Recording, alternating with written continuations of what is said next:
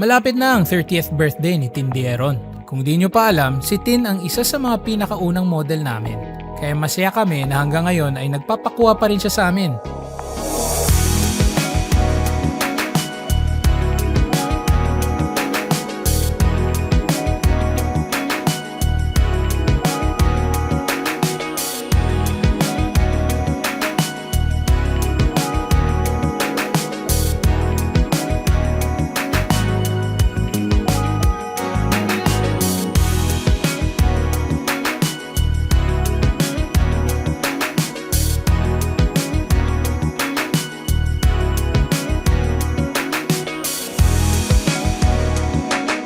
Salamat sa napakaraming taon ng pagtiwala mo sa Wawengko Studios.